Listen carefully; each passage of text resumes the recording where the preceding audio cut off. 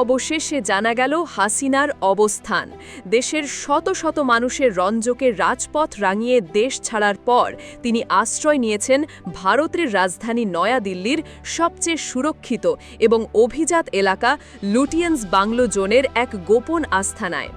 কঠোর গোপনীয়তার চাদরে ঢাকা এই বাসভবনটি নিছক কোনো সাধারণ বাড়ি নয়, বরং ভারতীয় সেনাবাহিনীর সদর দপ্তর বেষ্টিত এক দুর্ভেদ্য দুর্গ।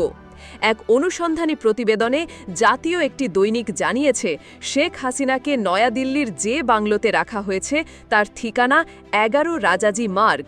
ব্রিটিশ স্থাপত্যের অনন্য নিদর্শন এবং ভারতের ক্ষমতার কেন্দ্রবিন্দু হিসেবে পরিচিত লুটিয়েন্স জোনের এই বাংলোটি তাকে বরাদ্দ দিয়েছে ভারত সরকার। তবে বিষয়টি নিয়ে চরম গোপনীয়তা রক্ষা করা হচ্ছে। সূত্রের বরাত দিয়ে ওই দৈনিকটি আরও জানিয়েছে, শেখ হাসিনার এই নিরাপদ আশ্রয় এবং সার্বিক ব্যবস্থাপনার বিষয়টি সরাসরি তত্ত্বাবধান করছেন ভারতের জাতীয় নিরাপত্তা উপদেষ্টা অজিত দোভাল, যিনি দক্ষিণ এশিয়ার ভূ রাজনীতির অন্যতম প্রভাবশালী একজন ব্যক্তি হিসেবে পরিচিত। তার সরাসরি হস্তক্ষেপে শেখ হাসিনার জন্য এই দুর্ভেদ্য নিরাপত্তা বলয় তৈরি করা হয়েছে। ব্রিটিশ স্থপতি স্যার এডউইন লুটিয়েন্সের নকশায় তৈরি এই এলাকাটি প্রায় 2800 হেক্টর জমির ওপর বিস্তৃত। এটি কেবল একটি আবাসিক এলাকা নয়, বরং ভারতের কেন্দ্রীয় মন্ত্রী, উচ্চপদস্থ সামরিক কর্মকর্তা এবং শীর্ষস্থানীয় আমলাদের বাসস্থান।